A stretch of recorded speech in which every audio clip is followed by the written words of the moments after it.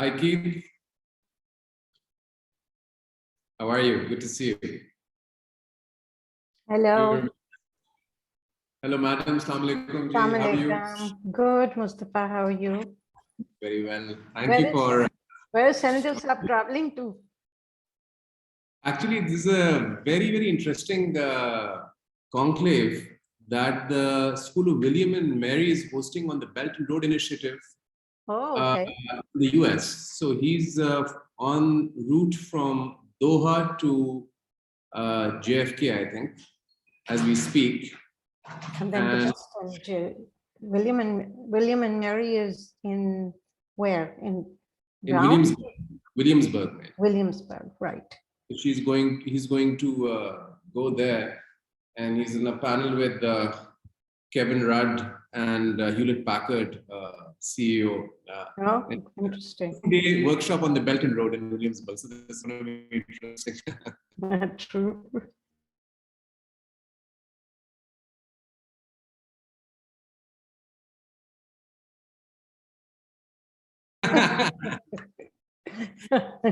I get a feeling. But it worked okay for me.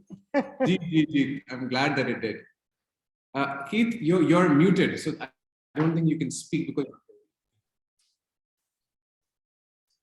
I can't unmute as yeah. Hi, Mustafa. You should hear me now. Hi. How are you, Mr. Kennedy? I just sent you a message. I wasn't being allowed to unmute myself, so. Okay, now we can hear you loud and clear. Keith, I want to introduce you. This is Madam Temina Janjua. She was the former Foreign Secretary of the Ministry of Foreign Affairs of Pakistan, and amongst many other laurels under her belt. And Madam Keith Bennett is a sinologist, and he's also the co-editor of the Friends of Socialist China.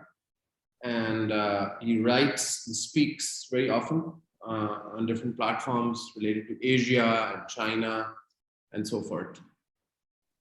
Good afternoon, Mr. Bennett. Good to see you. So nice to meet you, madam. Very, very nice to meet you. And as sinologist, I'm always very, I feel very jealous of, because I'm sure you speak Chinese. I did Russian studies at the Harriman Institute, and my professor said that if I didn't speak Russian, I was only, I was not an expert. So an expert is always the one who speaks the language. Well, my knowledge of Chinese language, I must confess, is very limited. Well, it must be better than Xie that I can do. Just a little. Hengaoxing Rinshini, Wajia Mustafa. There you are, better than us. Good. All I can say is Xie and Ni Hao. So I've only done the first 2 levels of Chinese, and there are in total 6 levels. But I'm lucky that I found a Chinese teacher here in Islamabad who I study from. Good. So you'll soon be an expert. Soon. On the way. So today we have quite actually a very fantastic fusion of people. And this is a very exciting dialogue, because we have Cambodia. We have Mr. Su Siara, who is the chair of the Foreign Affairs Committee of the Cambodian National Assembly, and also he's the head of the Foreign Affairs of the party. So, and as you know, Cambodia is a very important part of the Belt and Road Initiative. And they have a very successful special economic zone in Sihanoukville. And then, of course, we have Mr. Keith Bennett. Then we have William Jones, who's the Washington Bureau representative of the Executive Intelligence Review. And he's also a prominent sinologist. And we also have from China, and I think he just joined, Mr. Wang Wen, the head of the Chongyong Institute. And of course, from Sri Lanka, Mr. Jayanath. So good to see you again, sir. Good to see you again. Such a pleasure. I remember it's been a while, 1.5 years since the last time we had an online meeting with you. I'm glad to be with you. And I believe that right after we had a virtual meeting, you were appointed as the Foreign Secretary of Sri Lanka. That's right. So thank you for doing it So with your blessings. So I hope now there'll be a new appointment after this webinar. I'm now floating in between one and another one. Inshallah, let's see. You have your counterpart here, who's Madam Temina Janjua, who's the former Foreign Secretary of Pakistan. Oh, yes, yes. I know Madam's name. Name is very familiar, Madam. Nice to see you. Nice to see you too. I'm sure I didn't have an opportunity to meet you, but I've had collaboration with many of your colleagues, and especially the former Foreign Secretary, Prasad. Wonderful to see you, ma'am. I have Good to heard see about you. you, but never met, unfortunately. Well, here we meet. Here we Thanks. meet. And Mr. Jayanath was also the former chief of the Sri Lankan Navy. So he's worn many hats in his career. So it's 1 minute to go.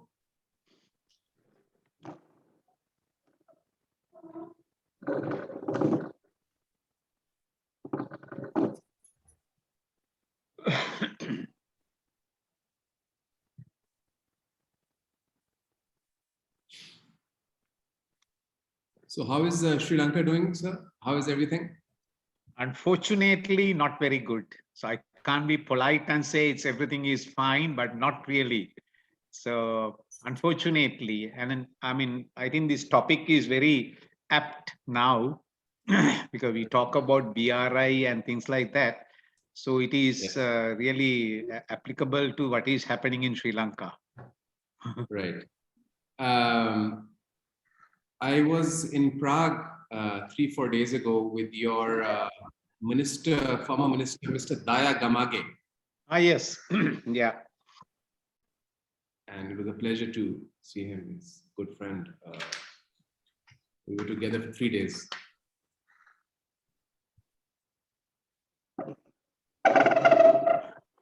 So, Madam, with your permission, I think shall we, and I want to welcome Mr. Wang Wen, our dear friend.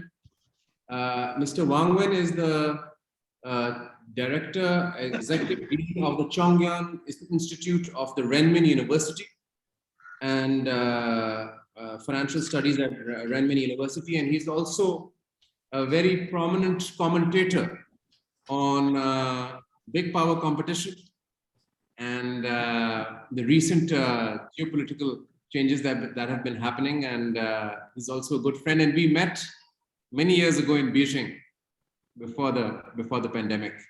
But we've been meeting often virtually of late. All right. So thank you very much, everyone, for joining. It's really a pleasure to host this meeting, and I'm very grateful to Madam Temina Janjua for accepting to chair the meeting, and very grateful to His Excellency Admiral Jayanath for taking out time from Colombo and to give his perspective. And Sri Lanka is a very important country in South Asia, and we really look forward to his perspective. And then, of course, His Excellency Mr. Susiara, who is the chair of the Foreign Affairs Committee of Cambodia and a good friend of ours. So very kind of you, Excellency Susiara, for joining. Dr. Wang Wen, of course, as I just mentioned, thank you for taking out time. And we really look forward to hearing your speech. And I'm following you on Twitter. You just made your Twitter account.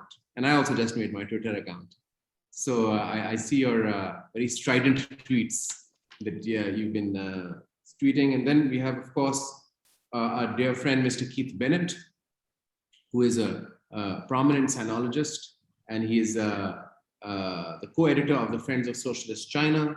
And we also have, he will join us slightly later in about half an hour, Mr. William Jones, who's the former White House correspondent for the Executive Intelligence Review, and also is a sinologist. So over to you, Madam. Thank you very much, Mustafa. Bismillahirrahmanirrahim. I'd like to thank the Pakistan-China Institute for hosting this seminar on big power competition in the post-pandemic world order and the Belt and Road Initiative. Today's seminar is part of Friends of the Silk Road series launched by the Pakistan-China Institute in 2019. It is a platform that brings together parliamentarians, academics, media, journalists, women, youth, to discuss connectivity, Belt and Road. But it's not just hard connectivity, but soft connectivity, like people-to-people contacts as well, that this entire series aims at. I'll make a brief introduction and then move on to the speakers. If my brief introduction gets to be a little lengthy, excuse me, because I'm full of ideas on this. Today's seminar will provide us with an opportunity to firstly look at the global context in which the Belt and Road Initiative is being implemented. And secondly, to take a deeper look at some specific BRI partnerships in South and Southeast Asia. The Belt and Road Initiative, based on President Xi's vision for shared prosperity and development, is a historic undertaking. Never in the history of our world have so many resources been committed to human and infrastructure development by one country. China has made exponential strides in lifting over to 800 million of its people from poverty and is now willing to share its experience in human and infrastructure development with partners in the developing world. CPEC is one such example. This is a laudable objective. I will make a few brief comments and then pass on to Senator Syed Mushaid Hussain. First of all, the big picture. Since several years, there's increasing anxiety that the competition between the United States and China will morph into a conflictual relationship. There are very powerful lobbies in the US, both in the academia and among policymakers, which have a dangerously exaggerated view of China's objectives. They openly advocate that China's rise has to be contained and that it cannot be allowed to emerge as a challenger to American global hegemony. This lobby's position is underpinned by supposed lessons from history, as evidenced in lengthy dispositions on the Thucydides trap, and by an intensive body of literature coming from the quote-unquote realist school that argues that a conflict is inevitable between the US and China.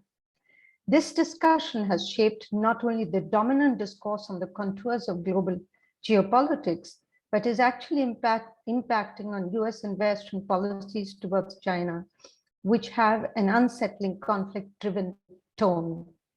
An example of the latter is Rush Doshi, who is part of the inner policy circles in Washington. I believe he's in the National Security Council. In his writings, Doshi has argued for a set of hard competition policies that are driven by a desire not to compete fairly, but to constrain and stifle China. These policies are being given effect.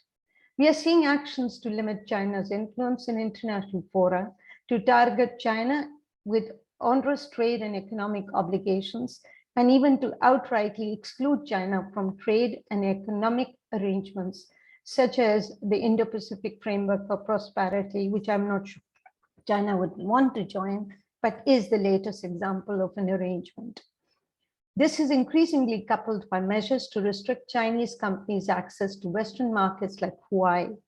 And of course, at the political level, there's a frantic effort to build a network of coalitions and alliances with barely veiled ambitions to isolate China. This increasingly conflictual mindset is deeply unfortunate. The COVID-19 pandemic, from which the world has barely emerged, reminded us of the necessity of having more cooperative and more collaborative frameworks. The existential challenges posed by climate change, global health emergencies, food insecurity, and a fragile, inequitable economic order that condemns millions to woeful immiseration can only be countered by global arrangements underpinned by collaboration. BRI is one of the leading such arrangements. The conflictual mindset has disturbing implications for the BRI initiative.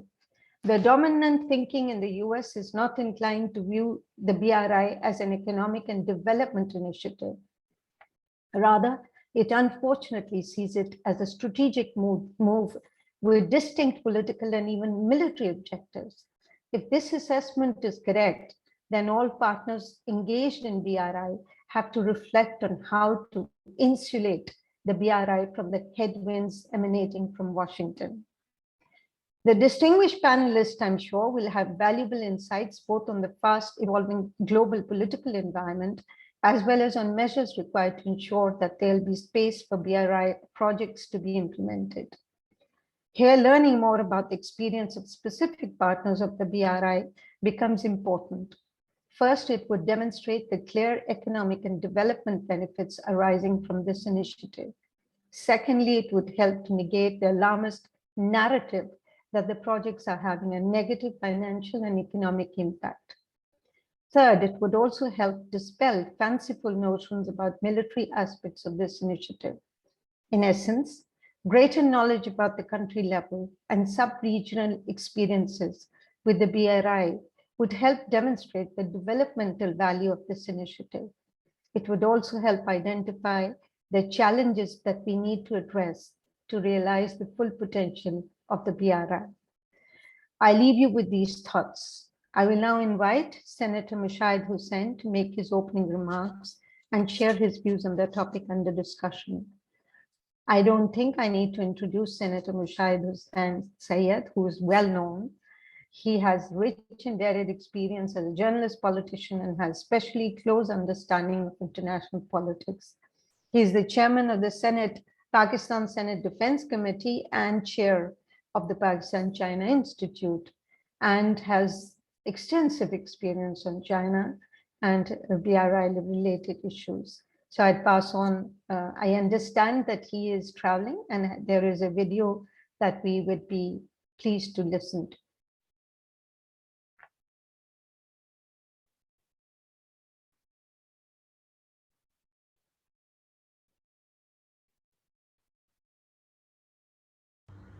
Greetings from Islamabad. It's my pleasure to warmly welcome friends from all over the world at this important conference that we have convened online on the Friends of the Silk Road regarding the changing world order in the post-pandemic period and the role of the Belt and Road Initiative, which I may add is probably the most important developmental and diplomatic initiative in the 21st century, launched by President Xi Jinping in 2013, and which now includes over 140 countries of the world, and which has 32 international organizations on board.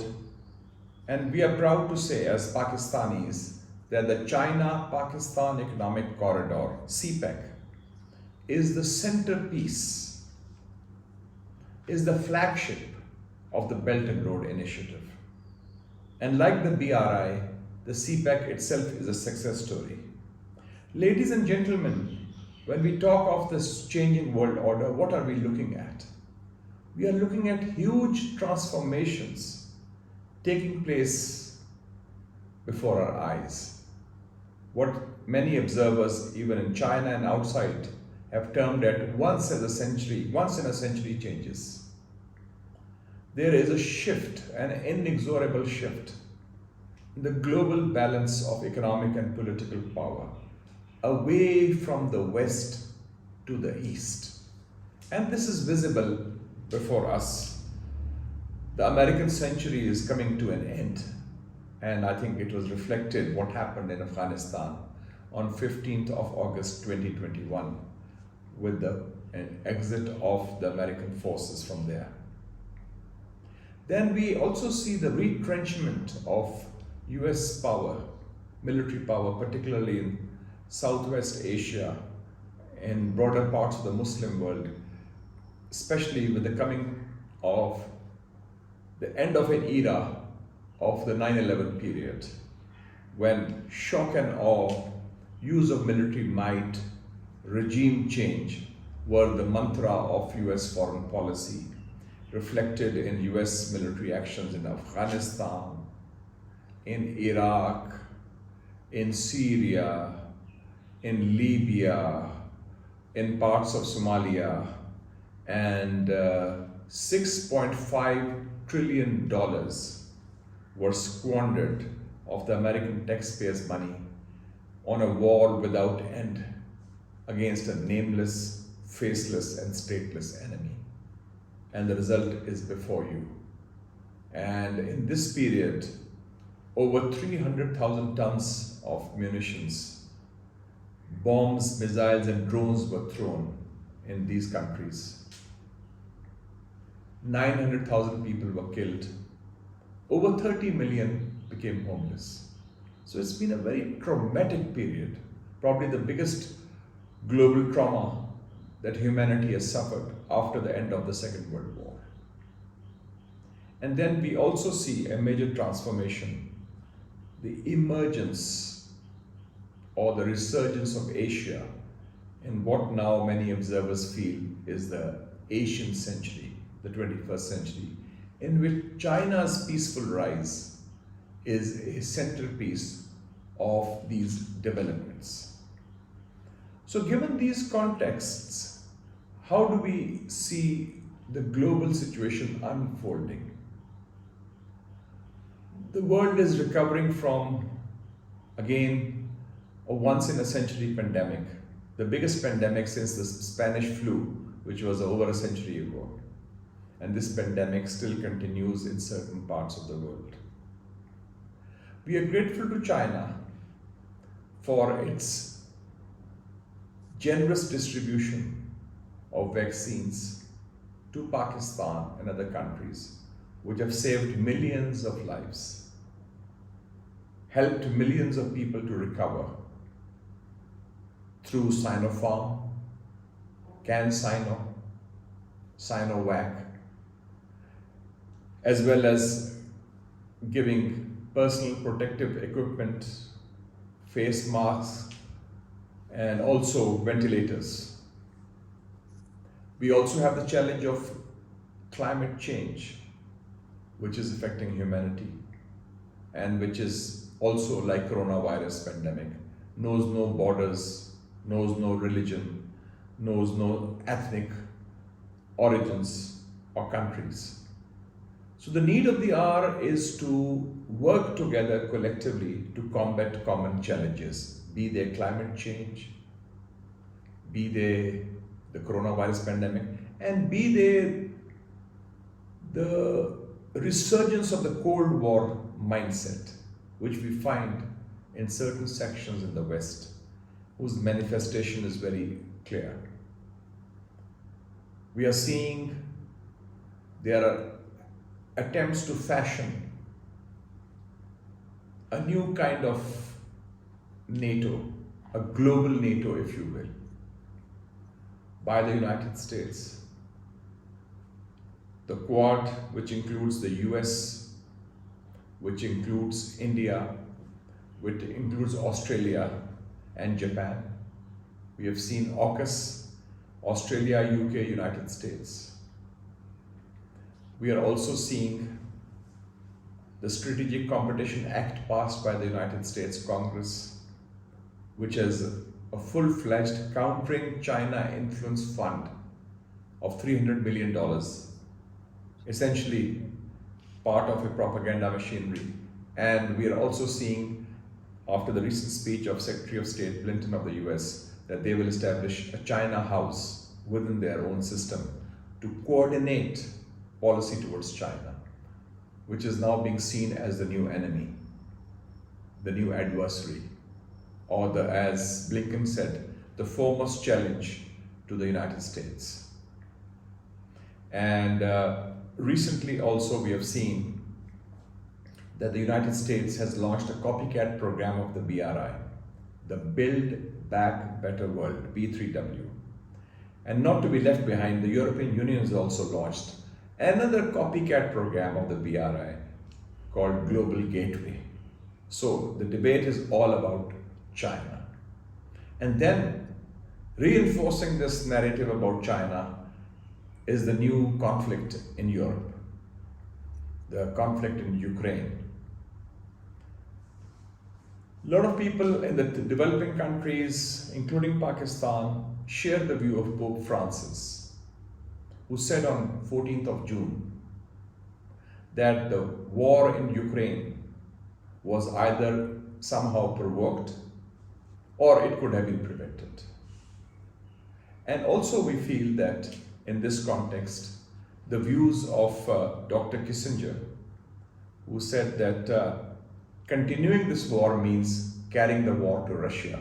And he is also one of those exponents of realpolitik who feel that NATO's expansion is somehow provocative to the core interests of Russia in this region.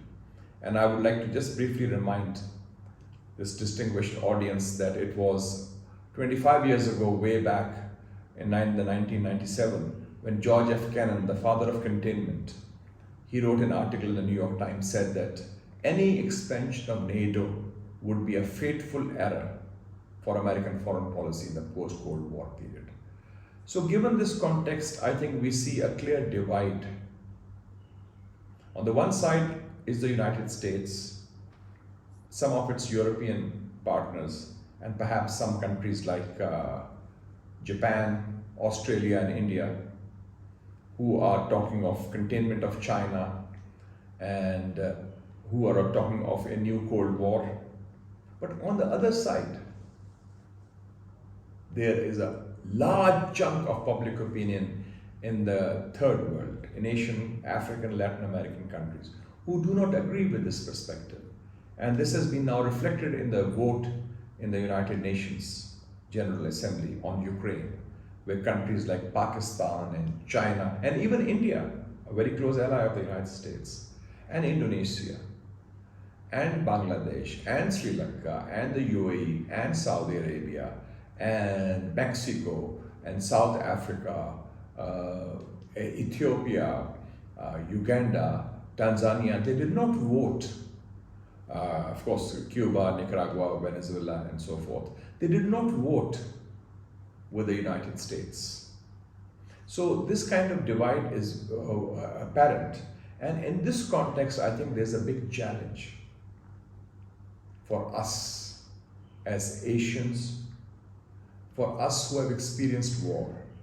We have just recovered from a longest war in Asia, the 42-year-old Afghan War, which started in 1979 and which ended with the exit of the American troops in August 2021. And we in Pakistan have faced 3 Gulf Wars, next door Iran, since 1980. And those living in Southeast Asia know about the Indochina Wars, which started in the 50s after the French campaign, and then the US campaign in Laos, Cambodia, and Vietnam. So given this context, we see 2 paths before us.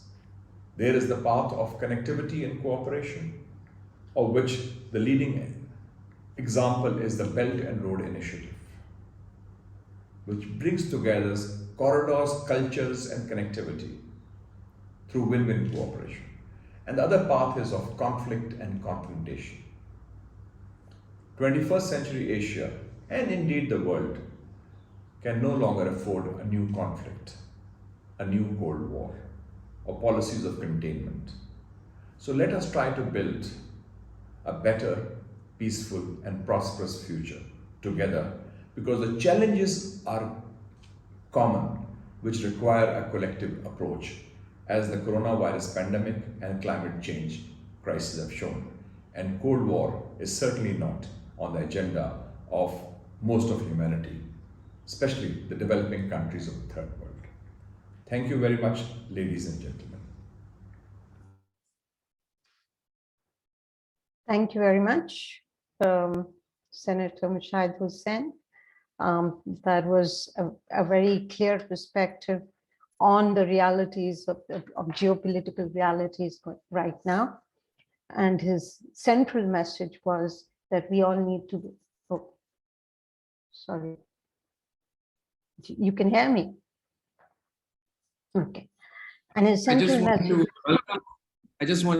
Madam, I just wanted to welcome Excellency Su Siara, the chair of the Foreign Affairs Committee of the Cambodian Parliament. He's just joined us, and I just wanted to welcome. Welcome, Your Excellency Yara. Well, the central message that Senator Mujahid Hussain was giving was that we need to build a better, peaceful, prosperous future together through connectivity and collaboration. And that must take us away from the current debates on conflict and resurgence of the Cold War.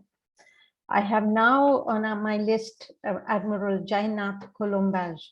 He was the former Foreign Secretary of the Ministry of Foreign Affairs of Sri Lanka.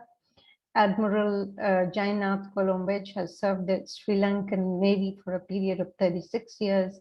He holds a PhD and he is a visiting lecturer in many universities in Sri Lanka as well as in China. He's a fellow of the Nautical Institute, London, UK, and is a guest professor at the Sichuan University and Leshan Normal University in China. He has impressive credentials. I would now request him to address today's seminar on the topic that of his choice, which is, well, I'll let him speak, but South Asia and the BRI, how to enhance connectivity amidst the post-pandemic challenges. Over to you. Thank you, Madam. Thank you, Mr. Mustafa. Thank you, ladies and gentlemen. It's great to be with you once again, talking on a very pertinent topic for the time that we live in, and especially in the case of Sri Lanka. So I will be a little blunt today. I will not be the diplomat talking or the foreign secretary talking, but I am the independent scholar talking for my country, representing South Asia. So I think you may have to forgive me for my tone and the points that I'm going to talk today, because I don't want to paint a very rosy picture about BRI and say that everything is great. It is not great. So we have to do something, as the Honorable Senator said. We have to take the initiative for Asia, and we have to take our own initiative. Otherwise, we will continue to dance to the tune of others who are having a great geostrategic, geopolitical interest in our region. I think we were all waiting to use this word, the post-pandemic. And right now, I think we all can be happy. We can use it because now the incidence of COVID has gone down. Hospitalization has gone down. It's almost about 10 per day in Sri Lanka. Number of deaths has gone really almost zero. It is non-existent.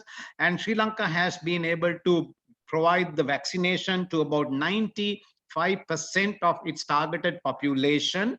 And that is the first and the second doses. But when it came to the booster, it is much, much less. And now we are giving even the second booster. Earlier, it was in millions. Now it is in thousands. Now, in this regard, I have to say Sri Lanka received great support from China. Approximately 70% of the vaccination that we have given to our people came from China. So thank you very much, China. And not only the vaccination, other medical equipment, and sometimes even food. So we have really benefited from China, India, USA, UK, Japan, and many friends in this hour of need. But you see, now we are happily saying that it is the post-COVID period. But then the economic impact of COVID, we are feeling very, very badly right now. If I very briefly tell you the three pillars of Sri Lankan economy, I'm representing the South Asian viewpoint, but more so the case study is Sri Lanka, because this is the best example I can give in talking about this topic. So our three pillars of our economy was exports, remittance, and tourism. You know, because of the COVID pandemic, the exports took a nosedive. However, they survived and they bounced back because they started manufacturing personal protective equipment. I mean, changing from lingerier night dresses, they started making PPE, and that was good business at that time. So the exports bounced back. The second one was foreign remittance. Now, during the COVID pandemic, large number of expatriate Sri Lankan workers lost their job and they came back. and they could not go back also. Now they have gradually started going back. So there was a dip in the foreign remittance coming to the country. The third pillar of our economy was tourism. Now, during the COVID pandemic, we all know because of travel restrictions, quarantine processes, flight limitation, the tourism became zero. Now, for 2 years in a row, that is 2020 and 2021, Sri Lankan tourism suffered zero, right? That was a per annum 4.5 billion US dollar industry in Sri Lanka, because Sri Lanka is basically a tourist paradise and we have many things to offer. But unfortunately, that 4.5 billion per year, 2 years in a row, that's about 9 billion US dollars we lost, because we lost the revenue from tourism. Now 9 million US dollars for a small economy like Sri Lanka is quite a lot. So that is the problem that we have in Sri Lanka at this moment. Now, ladies and gentlemen, because that we lost that 9 billion US dollars, we were unable to pay our debt. So we had to default. I mean, Sri Lanka has never ever defaulted in loan payment in its history of 73 years. But this time we had no choice but to default our foreign loan obligation, including international sovereign bonds. We had to default. And then Fitch rating and other ratings gave a very negative outlook for Sri Lankan economy. Now that deterred foreign direct investment coming in. Now we are in a very difficult situation, and we have negative rating, and we have loss of foreign revenue, and then we have defaulted in our payment. And now that actually has led to scarcity in fuel, scarcity in gas, scarcity in essential medicine, and now even it is coming to food, right? So once these 4 items are not available to the common people, they have gone to the street and they are protesting. Some of the protests were simply non-violent, but majority of the protests are violent, because the livelihood of people are impacted, because they don't have gas, oil, medicine, food. These are the 4 basic things that the people need. Now, the saddest part is during the period of 3 months, our prime minister had to go, the cabinet had to be appointed 3 times, and new ministers had to be sworn in every time a new cabinet has been appointed. And a prime minister was sworn in, but he only had 1 seat in parliament. This is never heard in the history of, I think, any country. I mean, we have 225 seats in our parliament, but a member with 1 seat has become the prime minister of the country. I'm not saying he's bad at all. He has accepted the challenge, but the fact remains that we suffered immensely. So, ladies and gentlemen, now the schools are impacted, public transport is impacted, farmers are impacted, export production is impacted. Now we are waiting to receive a bailout package from IMF, but it's not yet coming very soon. And on top of this came the senator also mentioned the unintended consequence of the Ukraine conflict. The barrel of oil was hovering around $80 per barrel, and it went up to about, the Brent mark went up to about $140. Now, who is going to pay that difference? And the price of gas has gone up, and that has impacted the construction industry. So, ladies and gentlemen, now the BRI project in 2014, Sri Lanka was one of the countries who joined the BRI with big hope, with a lot of aspiration, and 3 key projects were launched in Sri Lanka regarding BRI, but actually it's one major project called the Port City. The Hambantota port, that is in the southern port, which is compared with the Gwadar port in Pakistan, was even earlier than the BRI. Then the Colombo International Container Terminal was slightly earlier than the launch of BRI. But all these 3 projects are considered as part of the BRI project. So the flagship project that we have in Sri Lanka is the Port City, which is about 276 hectares of reclaimed land. It was going to be the financial center for the region, but unfortunately, due to various economic setbacks, that project has slowed down considerably. And ladies and gentlemen, unless the economy start moving, unless the economy start rotating, Right now, the people are not thinking about foreign direct investment in a big way. Right now, people are not thinking about highways. Right now, people are not thinking about international financial centers. What people need now is food on the plate, gas on the stove, and fuel to travel here and there. And most importantly, the medicine. These four basics are not available in the country. And right now, everything else will not be a priority. So this is some aspect, because this is a huge challenge for BRI, because when the people of that particular country or the member country is not having the BRI as the priority number one, then the impact on the BRI will be really great. And also, we all know that BRI, it is not only the people of the country, but the region. As a region, there is a lot of there is a lot of opposition to the BRI from the inception. Now, we heard the senator speaking about global gateway and other incentives. So there, similarly, there were a lot of strategic opposition to the Belt and Road Initiative. Now, combine that strategic opposition with the economic downturn in the country, it is really going to impact the progress of BRI projects in the country. Now, China is a major development partner in Sri Lanka. Many large-scale projects were undertaken by China, and many people accuse China of having a debt trap on Sri Lanka, but it is not true. Out of the total debt, less than 10% only we owe to China. Now, Japan is the number one. We owe, then Asia Development Bank, and then China. It is less than 10%. However, that 10% is very great for the country at this moment. And therefore, we need the support, because right now the Sri Lanka has gone to IMF. Now IMF, the discussions, technical visits, inspections are going on, but we don't know when and if they will come out with a package to help Sri Lanka. What we right now need is bridging financing. Now we have high hopes on China. We have high hopes on Japan.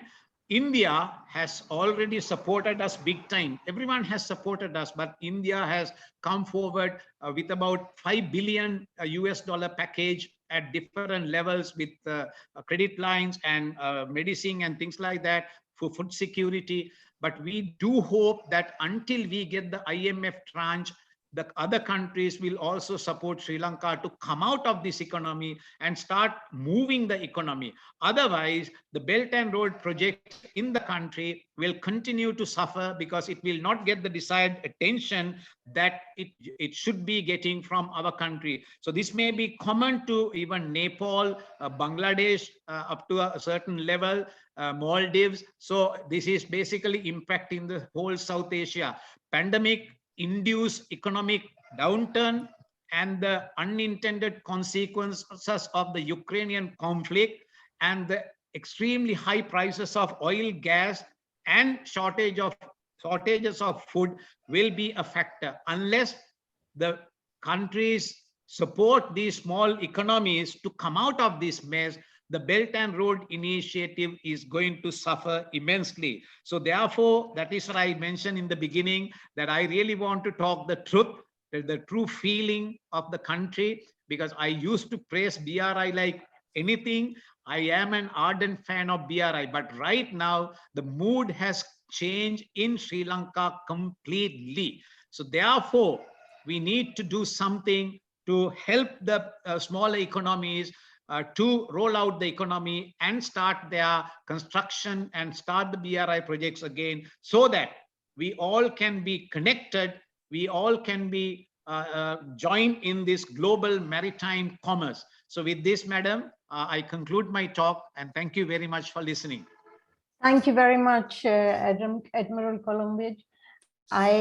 You made some very important points, considering the situation, the economic situation that's created in the post-COVID era. I'm not too sure if we are fully post-COVID era, but we are there. And there are certain countries that continue to face COVID. But these important points are very strategic and underscore the fact that there has to be a collaborative process within the region as well for helping the small economies. Your emphasis on the support that's been given by China is significant, and that we all admire and appreciate. I will just underscore the fact that since we have a limited time, I would request everyone to keep their statements or their comments to 7 minutes each, so that we have enough time for comments and for question and answers as well. Thank you very much. Next, we have Dr. Wang Wen. He's the Executive Dean of the Chongyang Institute for Financial Studies at the Renmin University of China. He's a he is also Secretary General of the Green Finance Committee of China Society for Finance and Banking, and a senior fellow of the Counselor Office of the State Council of China. And therefore, his input will provide us a very straight, a clear understanding of the thinking within the State Council of China on BRI in particular. He's written over 30 books. He has won many awards, such as a Special Prize for Policy Research in National High-Level Think Tank and Outstanding Achievements at the Renmin University of China in 2019. I welcome Dr. Wang Wen and request him to make his comments. Over to you. Thank you. Thank you. Thank you, madam. Thank you for having me. Because the organizer gave me the topic, China rise in the new Cold War and the future opportunity of the BRI. So I must say, something directly and honestly. Although the U.S. government has recently publicly stated that U.S. does not seek conflict with China or new Cold War with China, I believe that the United States is lying, and the U.S. is adopting a new Cold War approach in actual policy to contain and suppress China without a bottom line, to my honestly. And China was forced to fight back. If the United States does not stop those behaviors, I think once the tragedy of the new Cold War really occurs, the whole world will suffer.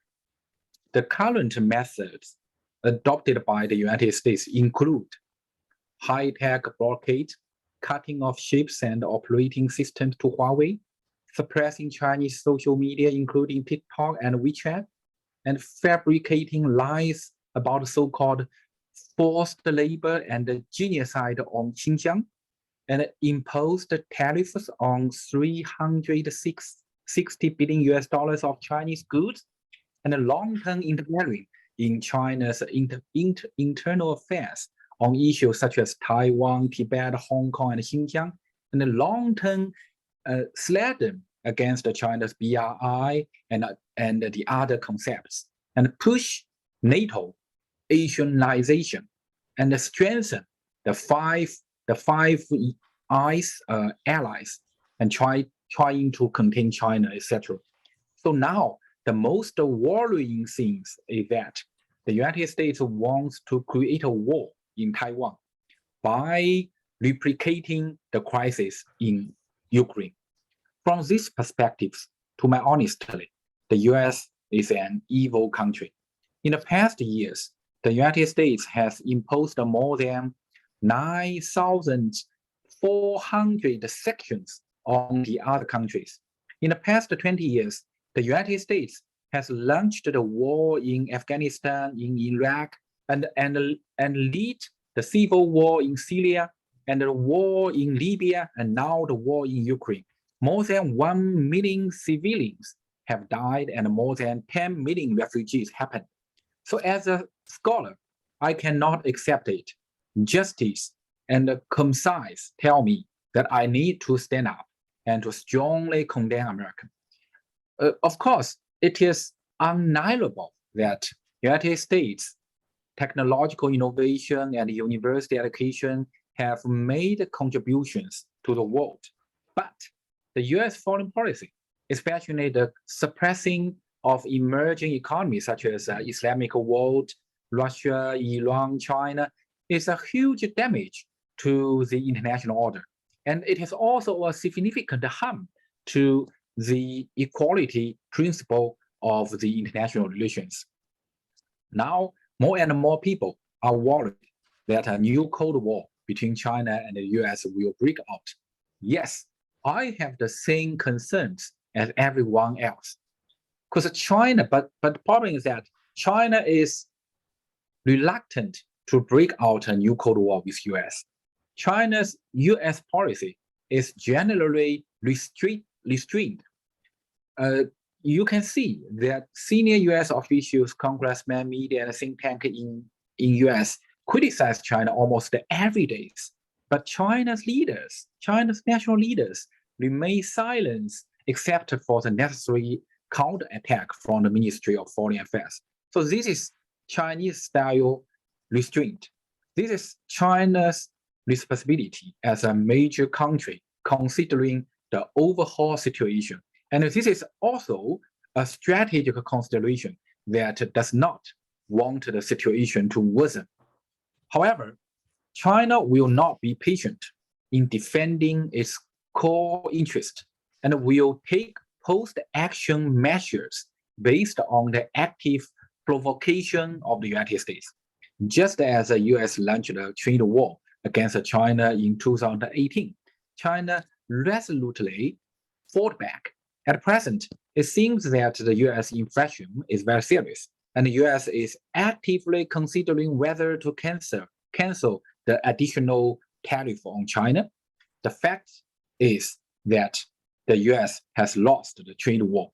So I think in response to other US provocation, China countermeasures are also very strong, especially with regard to the Taiwan issue.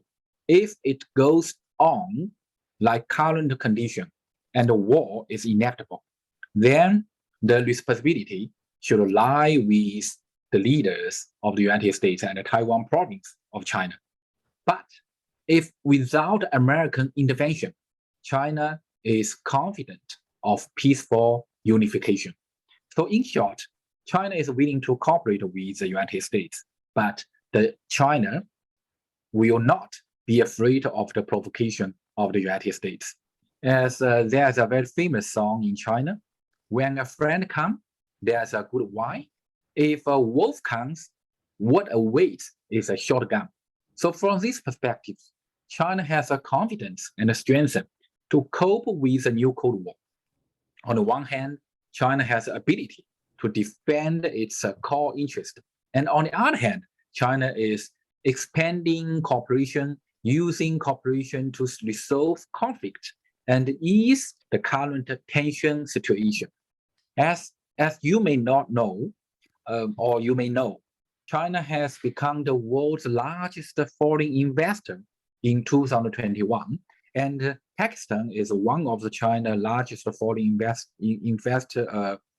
investment orientation. And the China-Pakistan economic corridor with a total has a total investment of more than 40 billion US dollars. And in 2023, I mean next year, China will become the largest consumer market, and China will import 2 trillion US dollars of goods every year in the next 5 years, and hoping to make greater contributions to the world economic growth. So I think I agree with a few friends here right now. The progress of BRI now is very, very good. And China wants to cooperate with all countries, not conflict. So what I want to say finally is that despite many difficulties and challenges now, but please believe in China's future and our future. Thank you.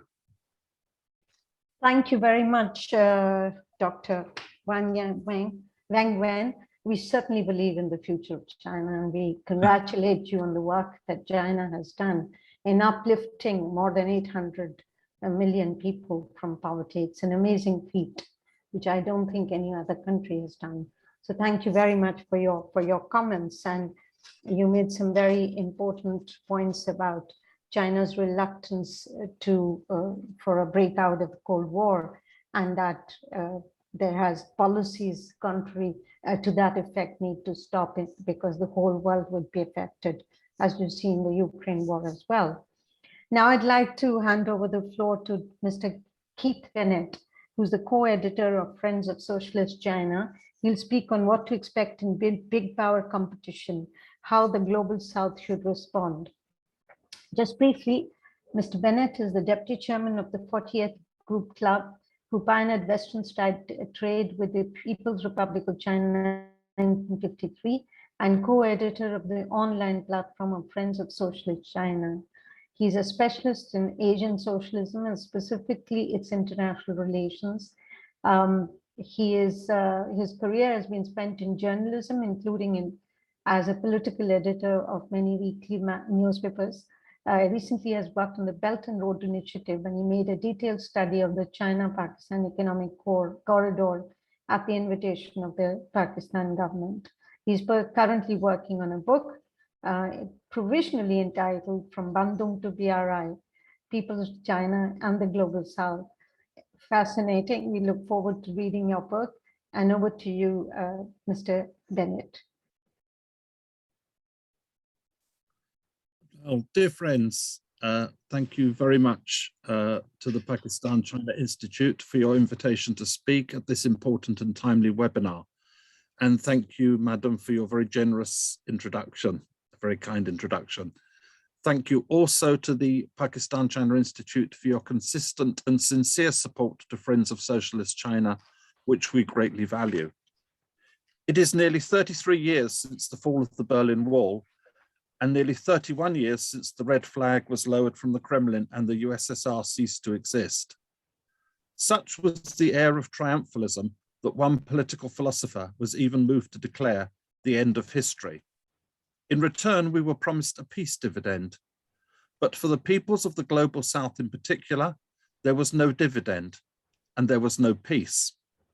For the peoples of Iraq, Afghanistan, and a number of other countries, there was only starvation, sanctions, and devastating war. Regarding the bigger countries outside the imperialist camp, Russia was treated as a humiliated and defeated nation, its people impoverished, the promise that there would be no NATO expansion broken not once, but 5 times, an essential background for anyone wishing to understand Russia's current special military operation in Ukraine. In the case of China, the People's Republic was not yet the economic, political, and military power that it is today. It was still appropriate to follow Deng Xiaoping's maxim of not taking the lead, biding one's time, and concealing one's strength. And despite the defeat of the attempted counter-revolution in 1989, there were still many in the West who pinned their hopes on an evolution, peaceful or otherwise, to capitalism, and on the demise or transformation of the Communist Party of China. How different the situation looks in 2022. Under President Putin, Russia stabilized its society, rebuilt its economy, and restored the country's self-respect. The transformation of China, particularly since the 18th Party Congress in 2012, has of course been completely phenomenal. China is now the world's second largest economy, the largest by some methods of calculation. Extreme poverty has been eliminated, and the country is well on the road to becoming a great, modern, democratic, prosperous, civilized, and beautiful socialist country. And China is, as Comrade Xi Jinping said at the 19th Party Congress, moving closer to center stage and making greater contributions to humanity. Socialism with Chinese characteristics, he further pointed out, offers a new option for other countries and nations who want to speed up their development while preserving their independence. Today, no major problem in the world is capable of solution without the active involvement of China. For its part, the US has seemingly ripped up decades of the Kissinger and Brzezinski playbooks, which with, it must be said, considerable success, had sought to shore up US hegemony by ensuring that Moscow and Beijing remain divided and exacerbating that division to the greatest possible extent.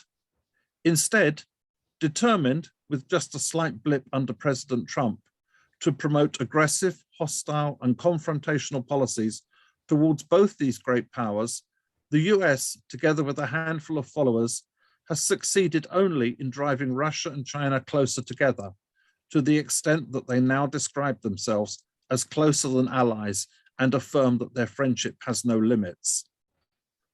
For the other countries of the global South, whilst they are still gravely challenged and threatened by the imperialist powers and still face manifold difficulties, as our friend from Sri Lanka has so poignantly explained, these developments open up a range of opportunities and possibilities.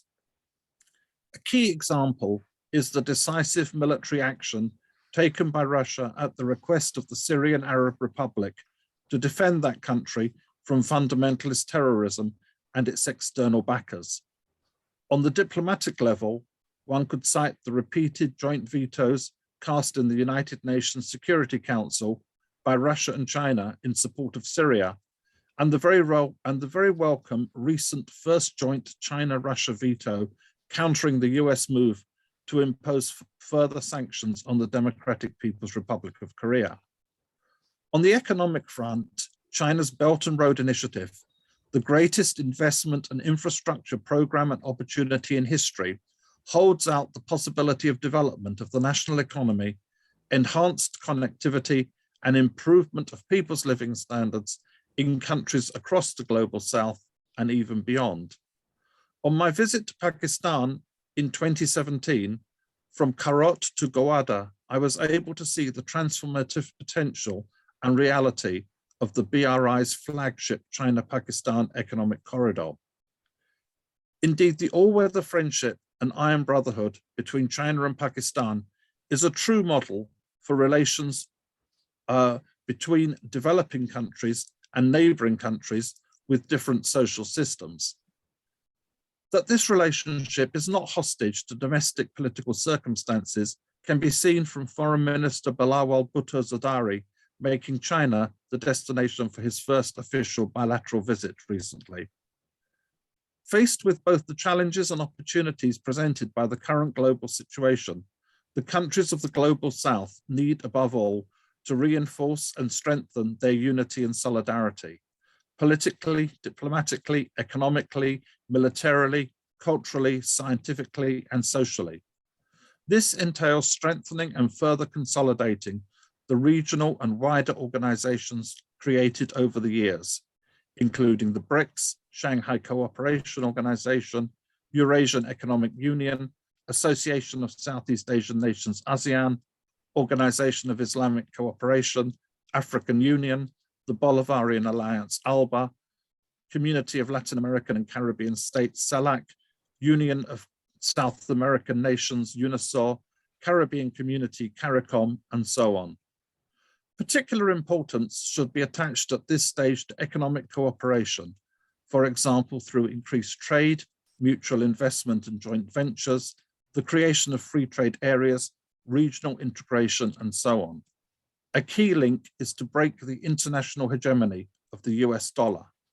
The introduction of currency swap arrangements, new international payment systems and mechanisms, the internationalization of the RMB, the creation and development of sovereign digital currencies, such as that initiated by China, non-dollar pricing and trading of key commodities, and moves to develop regional common currencies, such as the recent such initiative by the Economic Community of West African States, ECOWAS, are all vital to economic development and especially to overcome the truly genocidal use of unilateral sanctions, along with the freezing and outright theft of foreign exchange and gold reserves, property and other assets that, from Afghanistan to Venezuela to Russia, are being increasingly used to blackmail, bully, threaten, cajole, punish, and economically cripple both sovereign states and their nationals.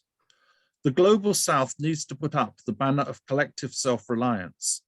In this regard, the non-aligned movement needs to be further revived and strengthened as a universal organization of the global South. Non-alignment is not neutrality. It is the collective independent space in world affairs created by the countries of the global South themselves.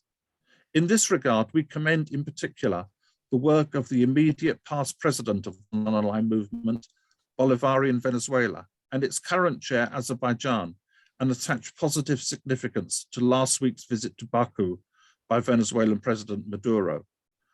The countries of the global south, of course, vary widely in size, population, level, and stage of economic development, social and political system, religious belief, culture, and so on.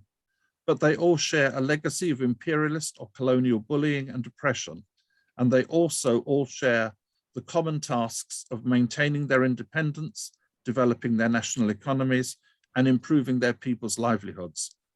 The differences between the countries of the global south should not be used or allowed to divide them. Unity is strength. Thank you very much for your attention.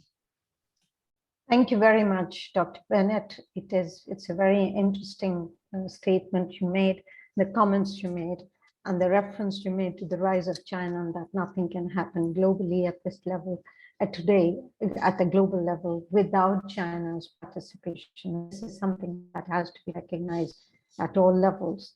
And then your focus on collective alliance of the South in order to beat the hegemony of the Western world, especially economic measures to break the US dollar hegemony are significant points. Next, I would request Mr. Suos Yara, Chairman of the Commission of Foreign Affairs, International Cooperation, Media Information of the National Assembly of Cambodia, to speak on Belt and Road Initiative in the post-pandemic world order, the example of Cambodia. Mr. Yara is a Cambodian politician who serves as a spokesperson for the Cambodian People's Party. He's a member of the National Assembly of Cambodia, and he also serves as a member of the Central Committee of the Cambodian People's Party and is Vice Chairman of the Commission for External Relations. I would request His Excellency Suos Yara to speak today on the specific topic that I have already spoken of. Over to you. Hi, Madam Chair, give me a minute because I'm speaking now in another parliament. So give me a few minutes and I will come back to you. Okay. Thank you. Can we will move on then to the next speaker, which is Mr. William Jones. And then we come back to Mr. Yara. So Mr. William Jones is a former White House correspondent. Is he available? Mr. Jones available? Mr. William Jones is in the process of logging in because he's joining from. Would you like to take over then, Mustafa? Yes, I can. Okay. I can make my speech in the meanwhile. Okay. So now I hand over the floor to Mr. Mustafa Haider Syed, who is the Executive Director of Pakistan-China Institute. He will be speaking on Pakistan's role in the emerging world order, corridors, cultures, and connectivity. And I shall not elaborate on his very impressive CV because I'm sure all of you know him, and we have a limited time left. So over to you. Thank you very much, Madam Chair. It's a pleasure to speak alongside such incredible people from different corners of the world, excellencies, ladies and gentlemen. So I'll dive right in. I think very, very thought-provoking input from people like Excellency Jayanath from Sri Lanka to my friend Mr. Wang Wen, and of course, Mr. Keith and Madam Chair. I think, you know, the lens that we need to look at it, the situation from is how this big power competition and its intended and unintended consequences affect the countries such as ours. Because do we really have a dog in the fight? And if we do have a dog in the fight, how much can we sustain? Can we bite more than we can chew? Or are we biting more than we can chew? And what will happen with the choices that we make today, 5 years from now, 10 years from now? What will be the implications and impact of that? Because what is happening is, and also as a Senator Mushaid said earlier, that when he's talked about the biggest event after World War II is that this new Cold War is impacting greatly the global South and countries which are relatively marginal like ours, that need economic security, economic sovereignty, food security, preservation in terms of environment and climate change. And where I think, as our friend Mr. Jainath said very aptly, I think the priority for the majority of the people in our part of the world is food on the table. How will we put fuel in our car when we go from one city to the next? These are the priorities, right? And those are being adversely affected. And in Pakistan, we are seeing that the middle class is suffering in a very big way because of the international inflation, which is affecting the world, also very much so Pakistan, and we are also in an economic crisis.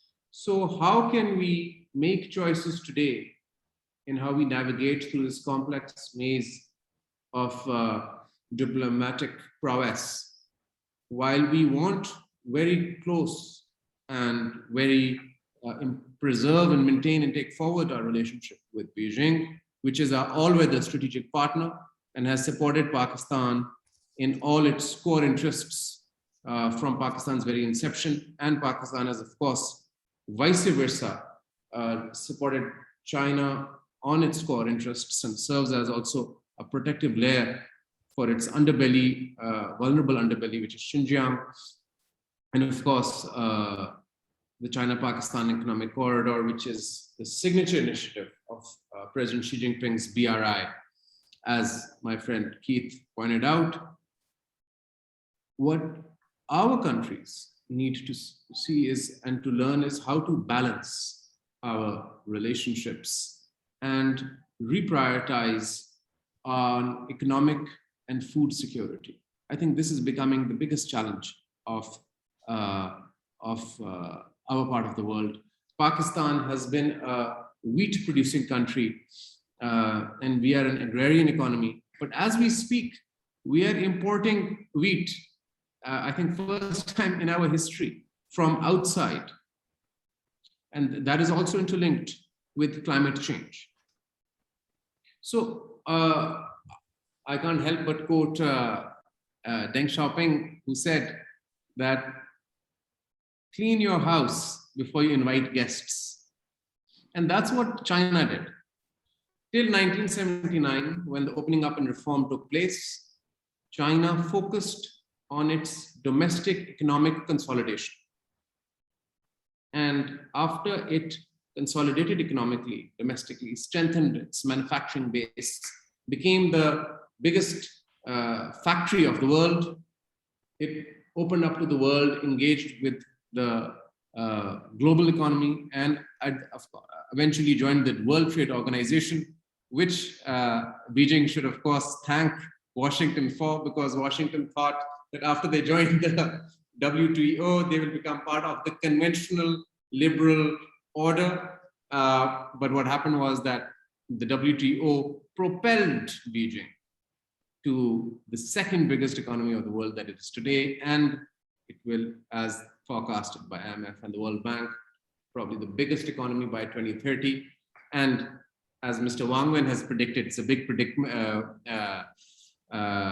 prediction that by next year, it will be the biggest consumer market in the world to date. So I think we should follow Deng Xiaoping's model of clean your house before you invite guests. This is, I think, very, very important, because what Sri Lanka has, as Mr. Jainath said, and I thought, Mr. Jainath, that you were very balanced, even though you scared us a little bit before you started speaking, to be very honest. You said that the BRI has done a lot of good for you, but it has to be synergized with your domestic economic recovery and your domestic circumstances.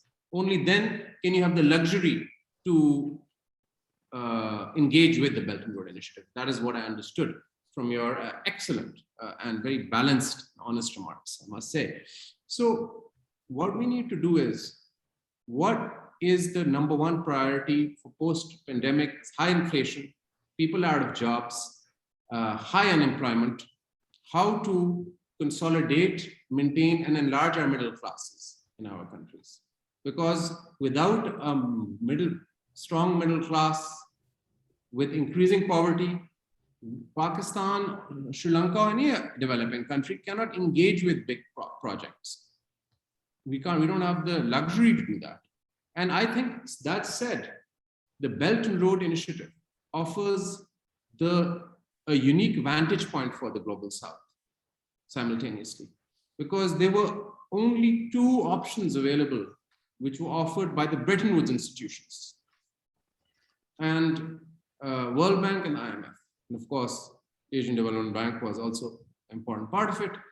But the Belt and Road Initiative has provided an opportunity for countries like Pakistan, like Sri Lanka, like Cambodia, like other countries to help forge a win-win partnership, which is export-based.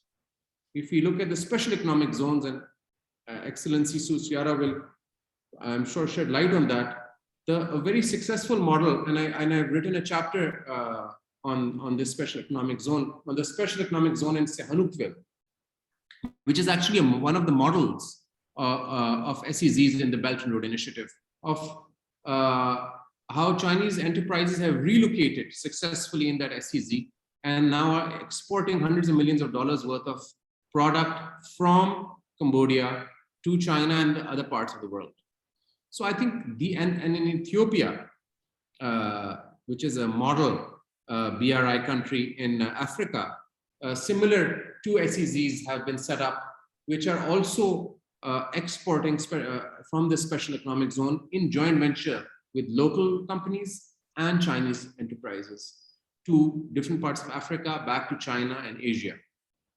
I think that this model of export-led growth that can come via the Belt and Road Initiative is what is really, really required, because that increases FDI in host countries. It increases exports, it improves the foreign exchange reserves of those countries, and it helps in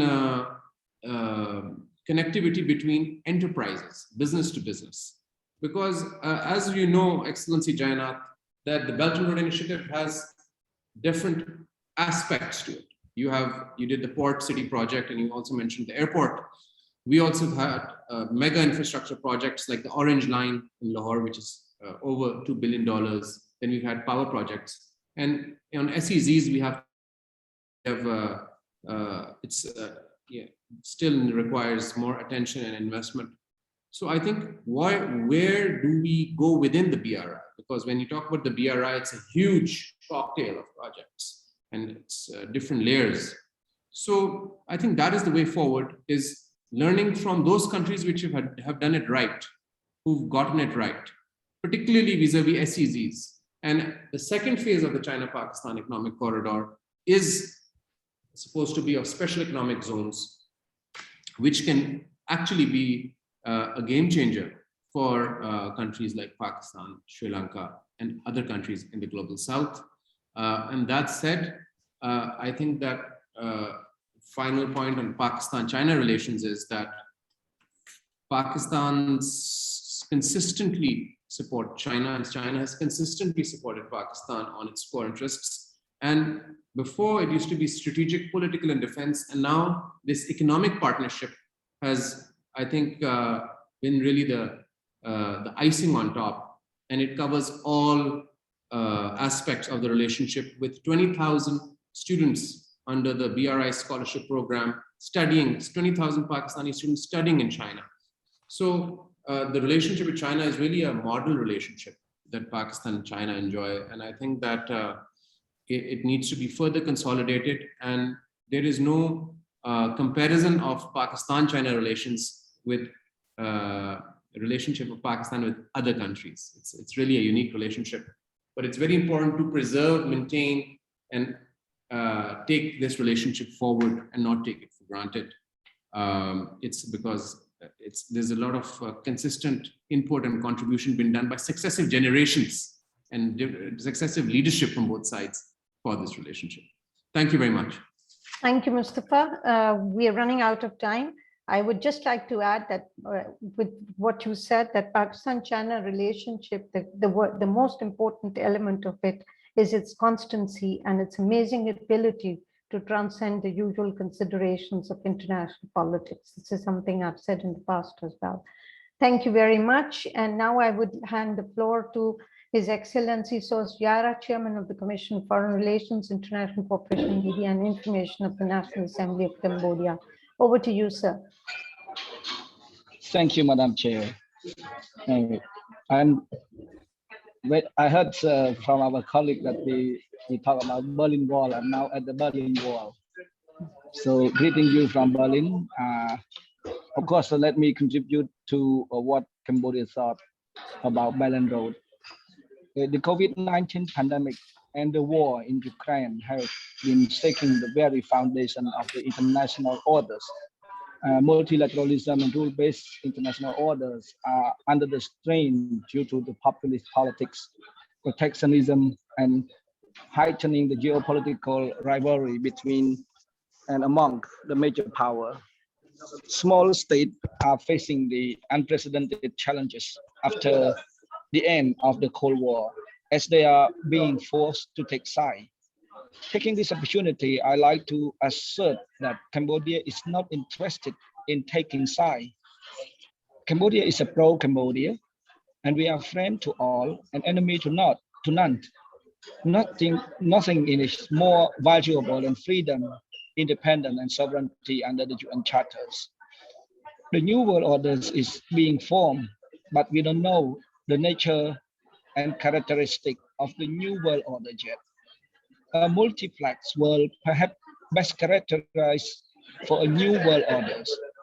In a multiplex world, different civilization and worldview peacefully coexist. No single civilization or ideology dominate the world. In other words, no more hegemonic power and orders. State and non-state actors collectively shape international relationship and the system.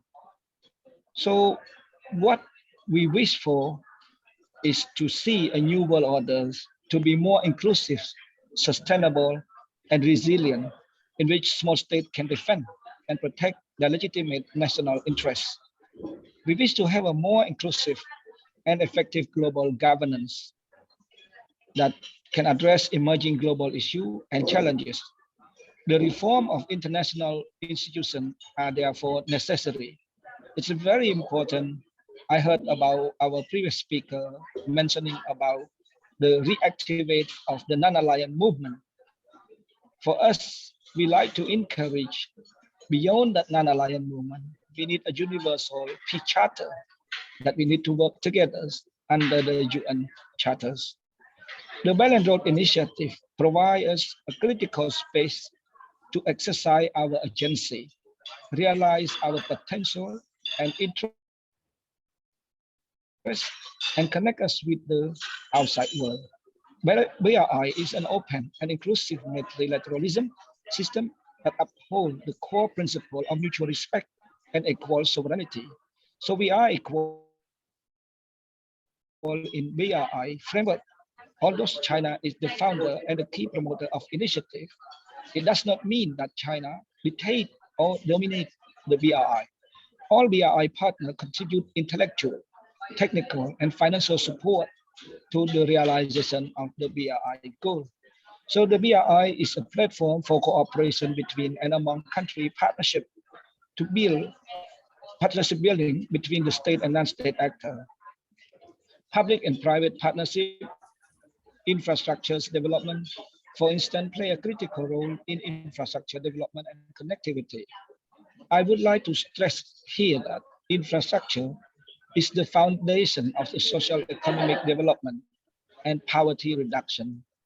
It is commonly said in Cambodia that where there is a road, there is a hope and opportunity. The Belt and Road play a crucial role in Cambodia's socio-economic development. Cambodia government and peoples highly value the BRI project. As Mustafa just mentioned, about the special economic zone in one of our seaport. They, and with their activity and their investment, support Cambodia and our economic growth strongly right after the and during and after the post-COVID pandemic. So under this framework, during the difficult time and the hardship in the fight against the COVID pandemic, China, under the framework of the Health Silk Road, has also provided substantial support in developing countries, including Cambodia and Pakistan, among the others.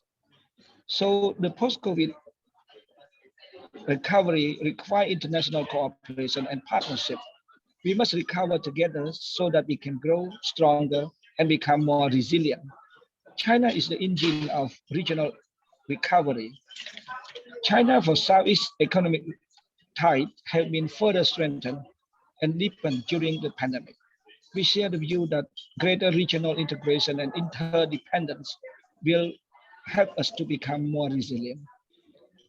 I am optimistic that BRI will contribute to the improvement of the global governance and strengthening of open and inclusive multilateralism.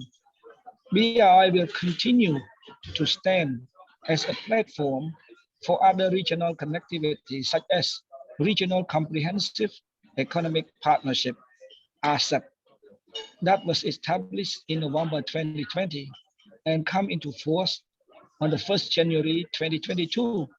So the RCEP agreement signed by 15 countries will benefit from the free trade and manufacturing, including infrastructure connectivity, to relocate the regional and global value chain into Asian region. So we are equal under the BRI framework. So the BRI need to continue advancing the principle of mutual respect, mutual interest, and equal sovereignty. Cambodia, as a small and open economy in Southeast Asia, embrace the BRI and work with all BRI partners for peace and sustainable development. Thank you, Madam Chairman, and thank you everyone for attending this forum.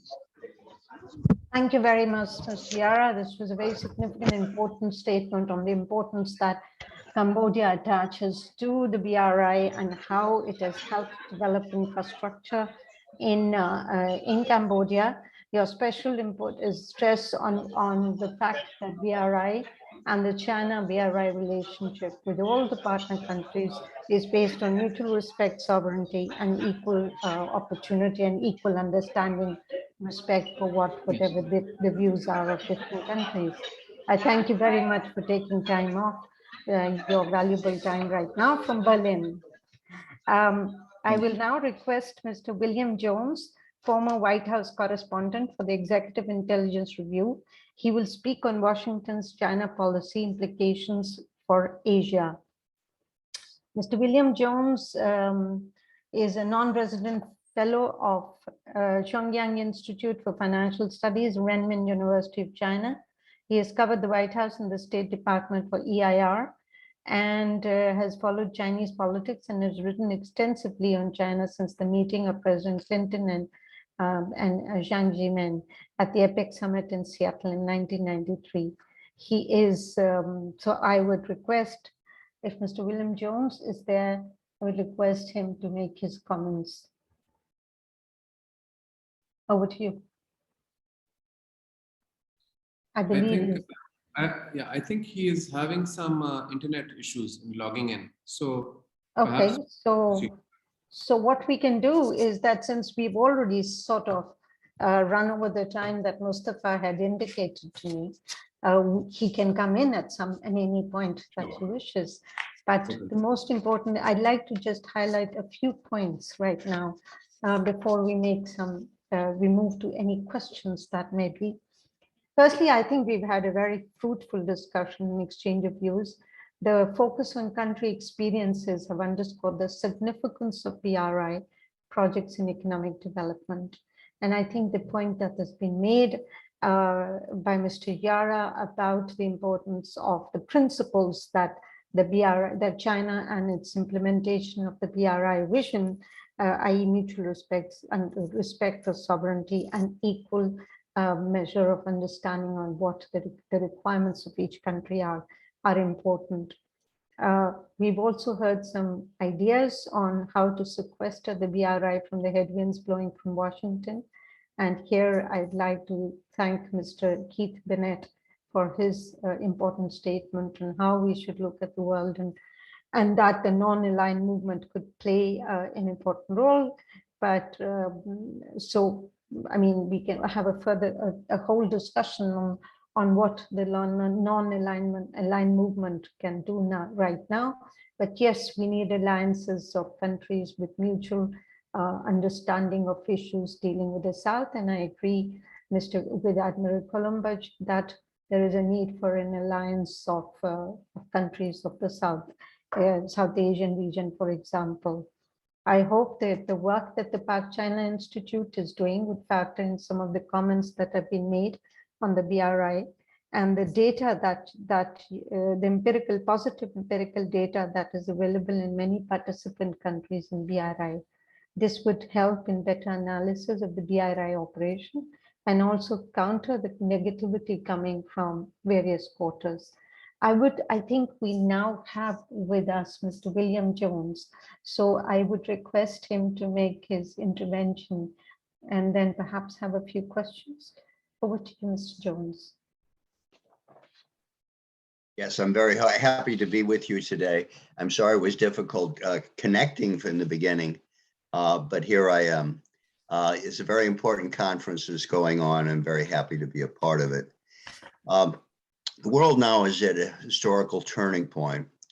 There are those who believe that we can return to the world of the last few decades, where the power lay with the combined Western nations and organizations like the G7, NATO, and more broadly in the much touted transatlantic alliance with the cooperation of London and Wall Street, providing the financial backbone that kept the world afloat. For some countries, this was conceived as the best of all possible worlds. For others, it was almost a horror show. The end of the Bretton Woods system led, in fact, over several decades to the creation of a major financial bubble and a general deterioration in the quality of life of most of the world's citizens, including in the United States itself. The country that allegedly benefited most from a system in which it was primum inter pares, first among many of the G7 coterie. That system has effectually ended, and the world is headed, if policy has not quickly changed, for perhaps the worst economic crisis in centuries. The inflation rate is off the charts, and measures taken by central banks, including the Federal Reserve here, are having little effect. The sanctions imposed on Russia and the attempt to hamper the economic development of China by the United States and its allies will possibly lead to 1 billion people starving this year. This is not a result of the conflict in Ukraine, although that conflict and the West's determination not to end that conflict without a serious reduction in the power of Russia has made such a catastrophe almost inevitable. While the military action conducted by Russia was a serious move, it could be easily foreseen as the only move for a country that was under a threat of extinction by the West. The expansion of NATO eastward has never been a defensive move on the part of the West, but rather a political strategy to contain and weaken a Russia when it was clear that it was not prepared to simply submit to US dictates.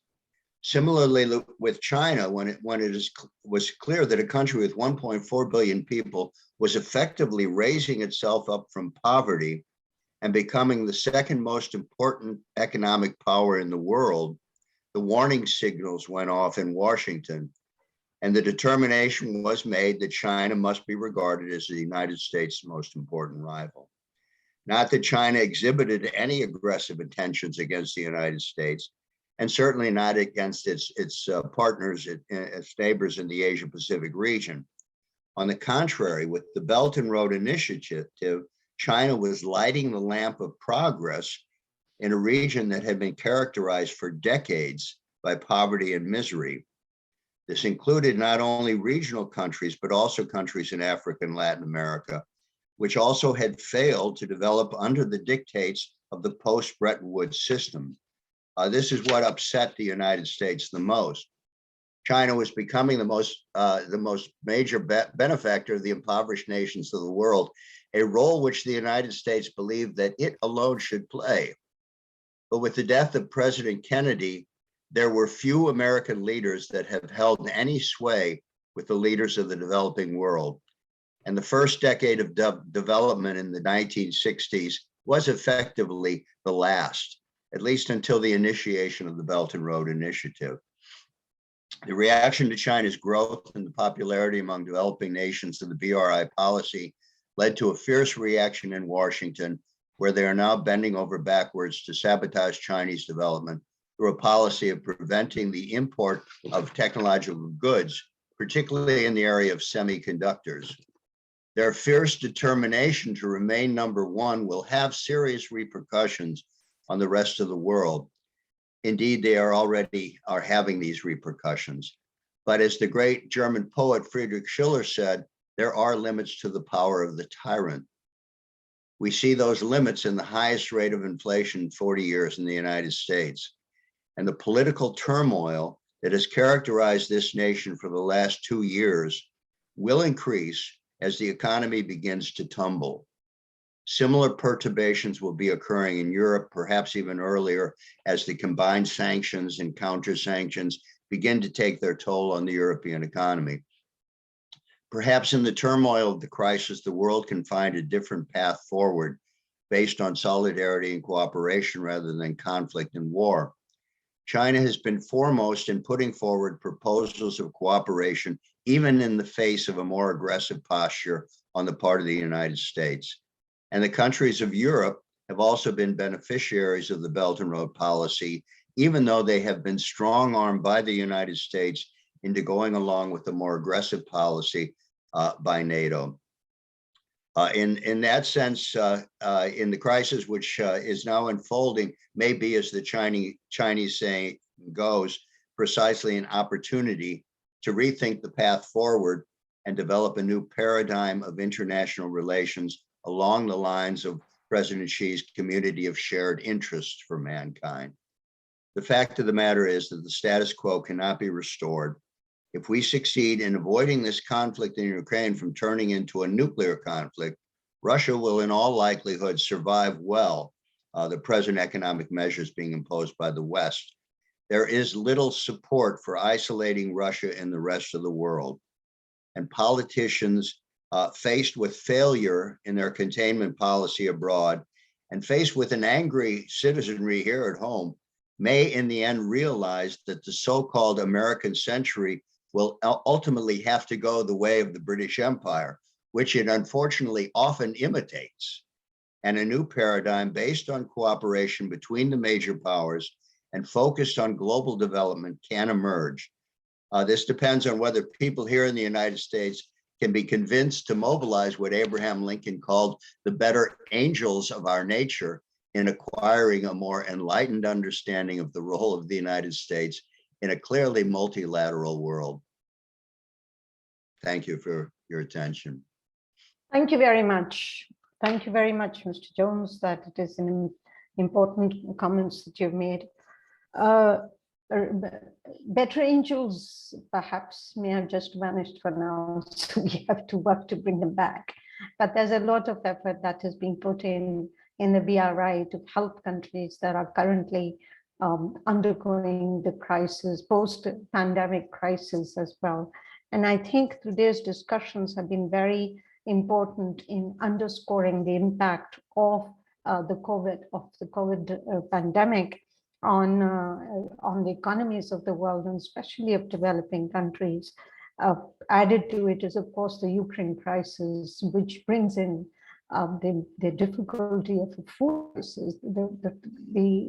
The food insecurity issue is a major one in the developing countries, because both Russia and Ukraine were providers of wheat and other important food items, and therefore it is. And I agree with you, the danger of 1 billion people starving is a very ominous one, but something that we need to all find ways of addressing at this point.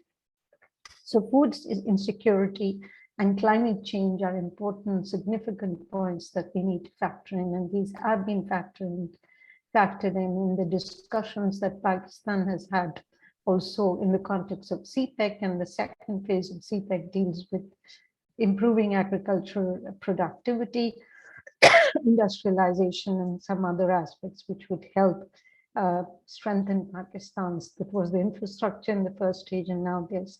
So now we've come to the end of the discussions. I do not see any questions as such that have come from the audience, and unfortunately, we've also run out of time as well. There's someone who says, I have some questions. Can you write them down so that we can immediately have them responded to? There's a Dr. Ahmed to everyone. If you have a question, kindly write it down so that we can have it responded to. Unless he can be brought online, but I guess that's difficult. In any case, what I basically would like to underscore that there are 2 or 3 important points that have come out of the discussions today. One, that there is a global downturn, economic downturn, because of the pandemic, because of the Ukraine war, because of climate change, and that these issues need to be addressed, and that the BRI, through its developmental projects, through its human-centric soft power issues as well, has been able to and is ready to work on these issues. It has been, as Mr. Bennett has said, that he has seen in his visit to Pakistan and his assessment of CPEC, the prosperity that CPEC has been able to bring to certain regions of Pakistan, that is significant as well. And so has Mr. Yara spoken about what impact has BRI had on Cambodia. Even Mr. Admiral Colombage has been able to refer to it. So there have been the positive aspects of the BRI, which we have been able to highlight today in today's discussions. And we need to all work together to ensure that these points are highlighted, as it would become a little difficult for the continuous attacks that BRI faces from some of our Western friends. Mustafa, do you have any of the questions? Because I don't see any. Yes, Dr. Ahmed has not written anything so far. No. But I see that our dear patron and elder, General Talat Masood Sahib, has joined this Zoom meeting. He's a long-standing friend of China, and he's served in China as well. So if maybe we can ask him if he wants to make any comment, or and also I would like if he can give his brief context of his service in China for the other international guests who don't know him. Okay, General Talat Masood Sahib, Assalamu alaikum. We're delighted to have you. Could we have your comments? Right.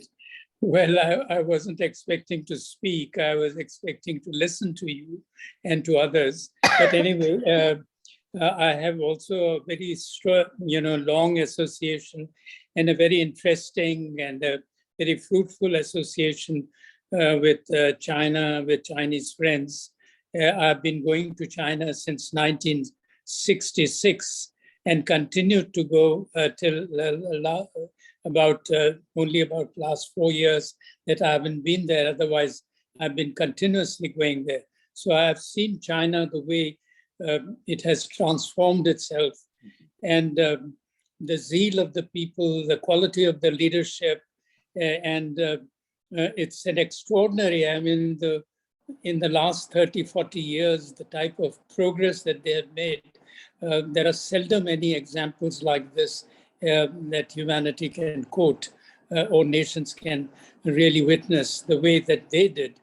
And I think I saw them when there was only one hotel in Beijing, which was called Peking then, and now there are 10,000 probably. And look at the way that China has developed and has become the world's second largest economic power, and probably is also challenging the US to become the first. And leaving aside that, the zeal of the people, the quality of leadership, I think all these things, there are many that Pakistan can learn from. But at the same time, what I would like to also say that China is also transforming, because as it really interacts with the rest of the world, and the type of conflict that is going on in Ukraine has divided the world and is posing great challenge to the Chinese leadership as it is to the Russians and to the Europeans. So I think I do not know how things will evolve, but we are hoping that there will be a world in which there will be greater peace, and there will be a sort of a determination to resolve the conflict rather than get engaged in it. Because if that happens, then Pakistan is also, like other countries, suffer. And the economies of these countries are also threatened more as a consequence of the conflict. So I think these are major considerations which might govern the destiny of nations. And in this, countries like China, which have an extremely important role and are leaders in a way, I think their policies would very much matter. Thank you very much, Jan Sab. We also have Dr. Ahmed who wants to ask his question personally, if we can do so. Please. Sure. Dr. Ahmed.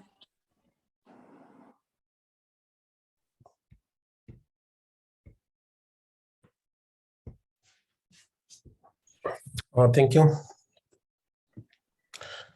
Thank you so much. To be very honest, I was listening to each speaker very, very seriously, and yeah, it's a very important topic. And as a Pakistani and living in the northern part of Pakistan, I have some very serious questions because I'm working on that particular area, and that is related to my research and to my subject of study.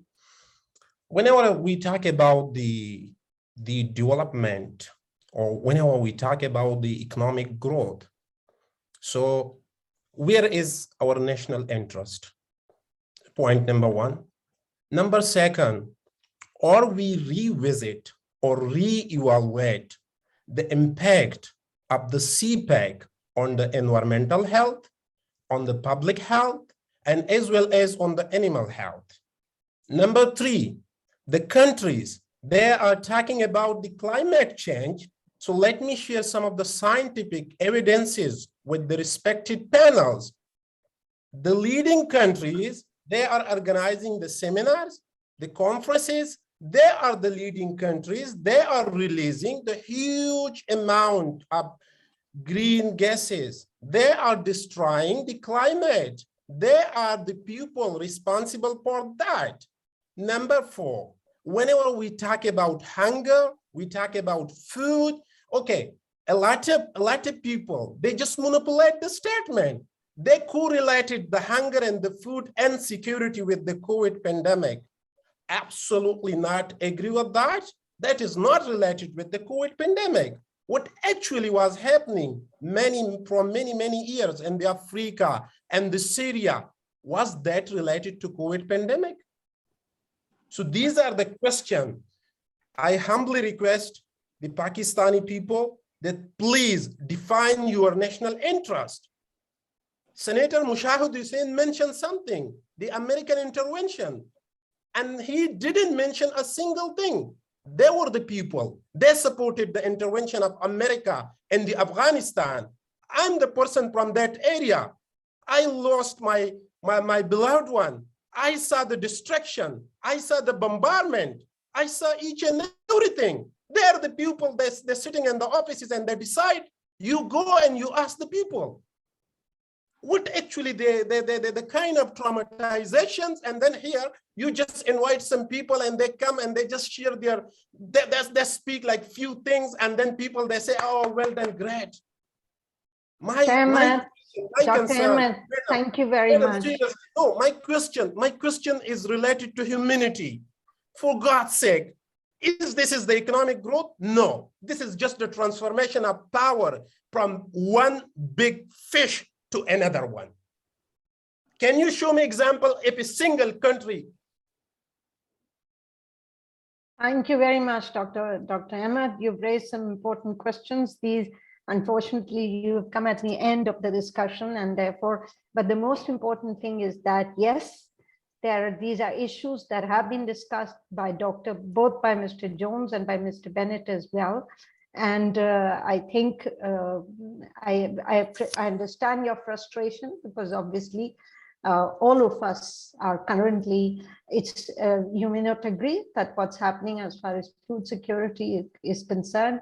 It has a lot to do with the pandemic, with the fact that for Pakistan, and I'm sure for Sri Lanka as well, food security issues are critical, and they also flow from the Ukrainian crisis.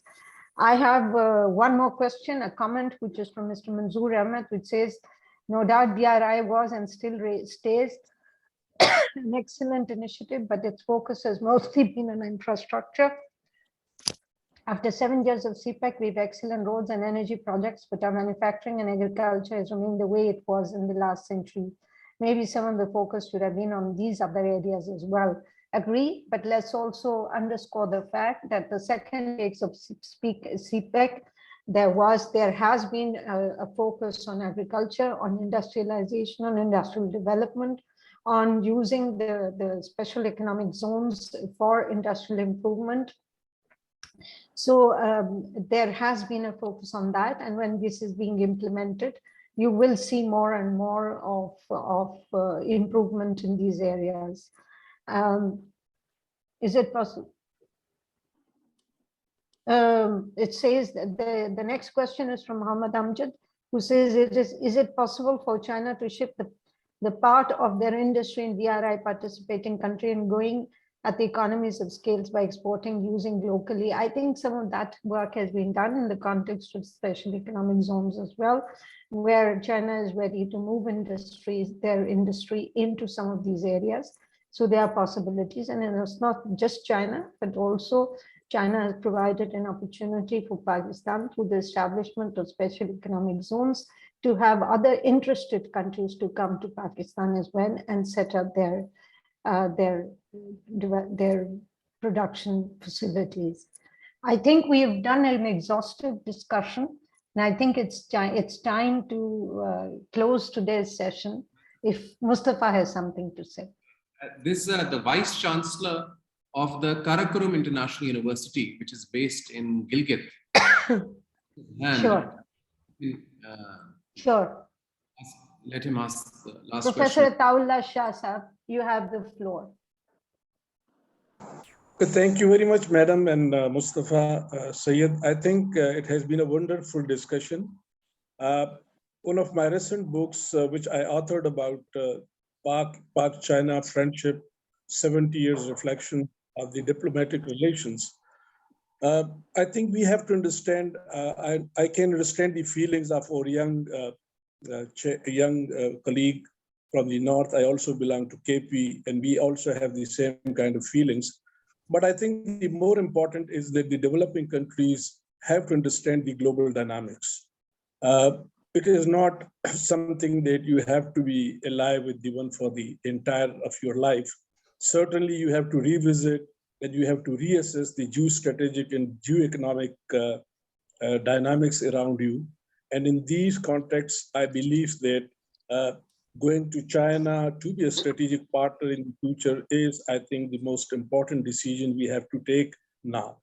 And certainly, we don't want to be against the America, because America also is a good friend of Pakistan, and the developing countries definitely would need the support. So I think the feeling of that young friend is really, we can understand it. But more important is that you have to be partner in these global dynamics. And if you don't want to be partner, you abstain to be partner, then you don't have any other option. So we have to understand these geostrategic and geoeconomic changes and dynamics. And the best decision through a consultative process, which we do, would be then definitely good for the entire nation. Thank you very much. Thank you, Dr. Saab. You made a very relevant point that there is a context that in which a lot of work is done. And I think China should be appreciated for despite the current difficulties, global difficulties that the world is facing, it is China that is pushing on and trying to pursue an agenda for development. And the point that has been made by earlier also of shared development and shared prosperity is something that comes from the leadership of China. The Chinese leadership is important and significant because China has attained a certain position and is now willing to share its experience with the rest of the developing world, a very laudable thing. Dr. Wen has written a message which I'll quickly read, and I think he says China's power is limited, infrastructure is fundamental. There is an old Chinese saying that if you want to get rich, you must first build roads. This is China's experience, and why BRI should focus on infrastructure. That is his point. That is his point of view. And in the first phase of CPEC, we did focus on infrastructure, on infrastructure development in Pakistan. But phase 2 looked at agriculture, industrialization, and to provide opportunities for the economic development of Pakistan. So with this, I think we've had a very useful discussion. I'd like to thank all participants for their very important interventions. And the important thing is that we all need to sit together and discuss how to build the relevant alliances or the relevant to be in the context of the BRI discussions, that all countries who are part of the BRI discussions can look at each other's experience and learn from it. And let's not at the end of the day forget the extremely important role that China has played in the context of BRI. And I'd like to thank them, China especially, for the work it's done on CPEC. I thank you all, and it's been an absolutely amazing experience. Thank you. Madam, with your permission, if we can take a picture with the thumbs up for the newspapers and for everyone, and as a memory of this fantastic conclave which you've chaired.